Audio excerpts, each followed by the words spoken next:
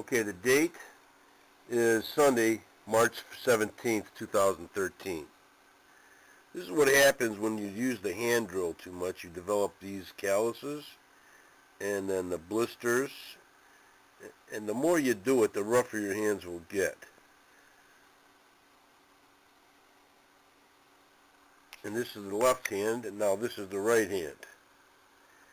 As you can see right here, this one is pretty tough now. I've had a couple blisters on it over and over again, and it's a blister upon under a blister, and it's getting pretty rough. And this one here it's already a blister a couple times.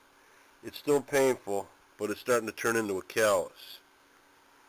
So by doing this over and over again, you will develop Neanderthal hands from working them, and the calluses will build on your hands. And you'll get better and better at fire making by spinning the spindle. Now, my recommendation, since we're experimenting with the woods and we don't want to waste time, I use gloves like these. These are leather gloves. They don't have a lot of ribs in the center where the hands make contact. They're not perfect. You can see that rib right there. But it works. You can spin with these gloves, and you can spin the spindle, and it works fine. And that'll protect your hands while they're healing. And you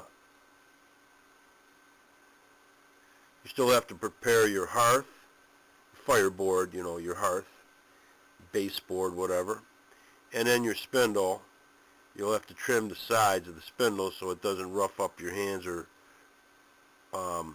even though you got gloves on, you still can feel it through the gloves, but hardly, not near as bad as doing it barehanded. And you'll get better knowledgeable on the woods.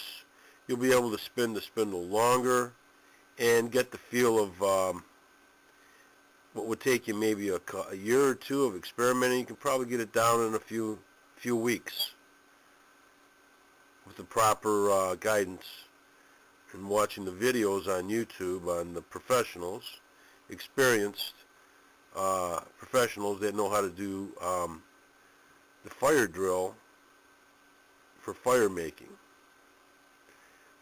for friction fires. And that's it.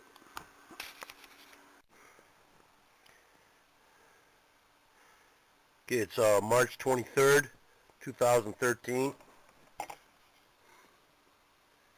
And that's what happens to the blisters after a couple of weeks. They peel off like that.